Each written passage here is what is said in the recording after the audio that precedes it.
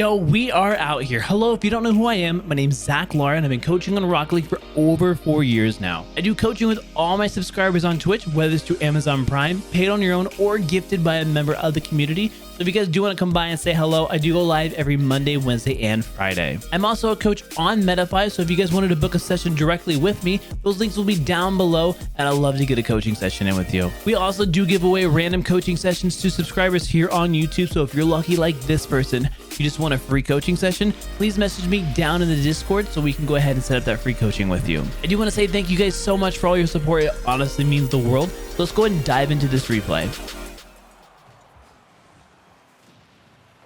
Okay, so let's go ahead and look at this one here too. So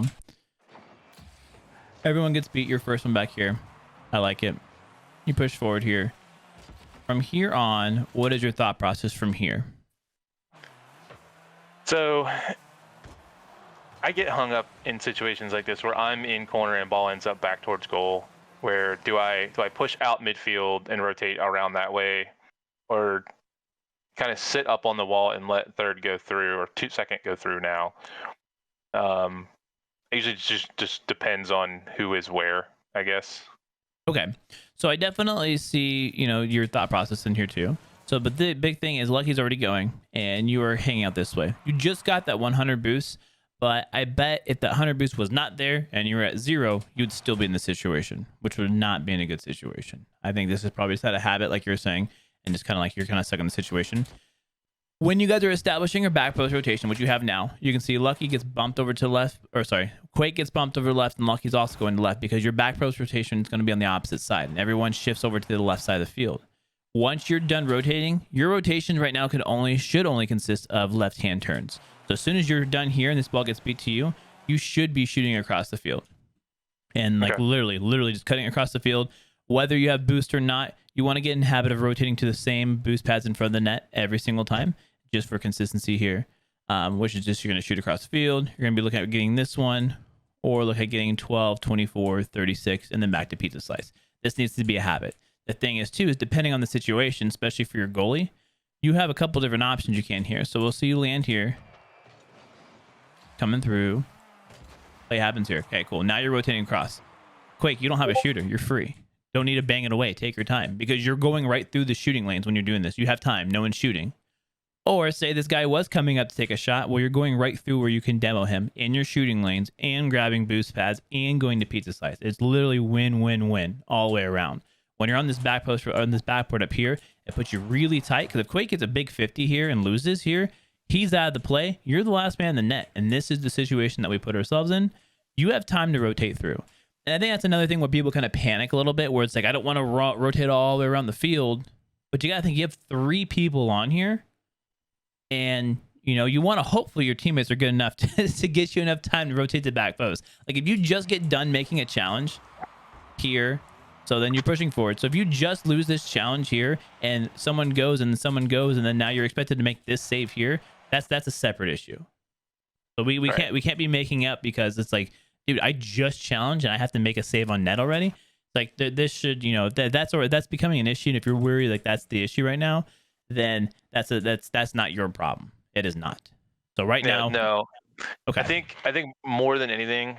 So what I said earlier, and then I guess in my mind, I'm already facing backwards, and I also don't want to interfere with Quake going after this ball had I cut across the field. Granted, this one's in the air. It wouldn't have been an issue. But I think that's my thought process. But okay. Yeah, I definitely I see that, and I think it would be way better for me to rotate across. For sure, because literally we just did the same situation again. Left hand turns only. If you get beat here, you're done. Like you legitimate need to leave. And I know how awkward that might sound, but Lucky's in a good situation. He's sitting back post. He's here for this ball. But here you are about to get a 50, and this almost looks like it's about to go into your net, depending on the 50. But now you guys double committed. Right. And Lucky, this was Lucky's ball. It might feel a little bit awkward in situations where you're like, dang, I'm beat here. But Quake's rotating out of the field. He's leaving the play. You're done. You need to leave the play. Let Lucky come through. Honestly, with how tight your rotation was here, this is a good indication where you can probably cut Quake. You know what I mean? You don't need to follow Quake all the way out to the midfield. Honestly, in this situation, I probably would have just shot over here, said, okay, I'm just going to go ahead and cut you, Quake, because I got beat early and I'm already here now. You know what I mean? So it would have been quick because now Lucky needed someone to replace him because Quake went from the midfield boost over here. And that overextended him and it looks like he didn't get it. So you can honestly have just filled in the rotation here. Letting Lucky have the right of way because he was in the back post, and this is where your guys' established rotation is. So post flips to the opposite side. Oh no. Perfect.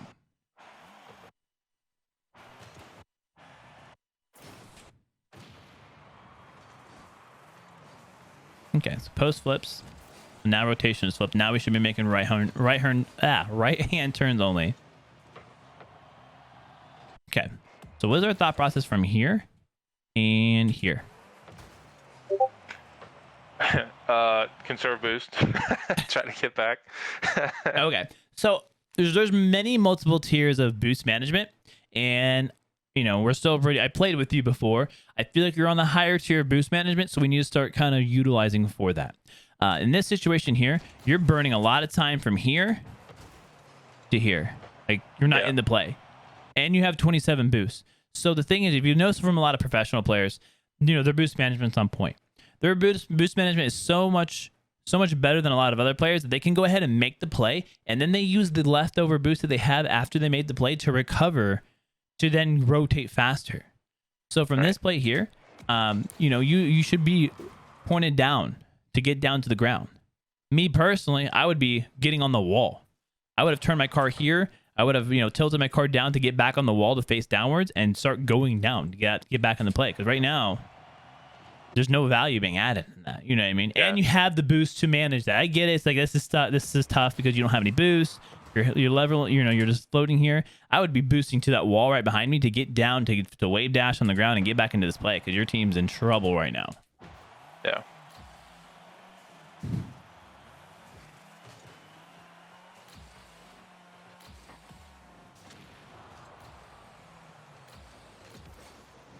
Okay, so let's kind of check this out here. So what is your thought process? You know, so ball gets hit forward over there. You got a first man, you got a second man. What is your thought process here? What are you looking for here? So right now I'm waiting. Just waiting to see what was going to happen and going up as third man because both of them are out of the play at that point. Okay. So why are we going up as third man? Like, what are we trying to get from this hit here? A center, something, just stall it, keep us on offense. Okay. So I like the thought process. I was just trying to figure, are you trying to score here? No, I just kind of keep the ball here. There's no way I'm going to score from that position. Okay, so that's okay. I like that thought process because right now you have Quake and Lucky overextended. They're pushing forward here. It's good positioning on them. Quake gets demoed. Lucky needs to get out. He just got in the play, so he will be rotating out. So this will be a 100% solo play from you. You will not have any support here. You shouldn't. Lucky is rotating out, and he should be. This is an all-you play. The thing is you chose to go for this ball above the net here to apply that pressure to keep you on offense. But if you look at this play here, look at that ball. Yeah. There's no one there. It's a free ball. And then, I mean, they don't even get to the ball till there. So ball doesn't get touched by a blue player until way the hell on this side of the field over here. If we would have just, you know, taken our time and slowed down here, let those two players do their thing, and you're just playing for the worst case scenario. So obviously on this play, you want to play for the losing side, which is going to be on the right hand side. So the route you would want to take from this pizza slice here is just going to be on these boost pads, regardless of your boost amount. You have 100, you have 0. Your path should be here is right on these boost pads, playing the losing side of the field, because the higher percentage of the time is going to go to the right hand side. With you cheating on this side of the field, you're going to be in the higher percentage of play. But also, if the ball does decide to go the opposite side, you just turn and shift over here. You know what I mean? Because you're over here. Like, you have so much time to move back and forth. It's insane. So there's no need to rush. As soon as I would have saw that touch there, I would have moved over here. Okay, waiting. And then guess what I have here?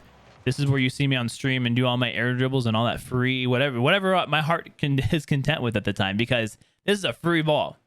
And this is the play you want to do to keep your team on offense.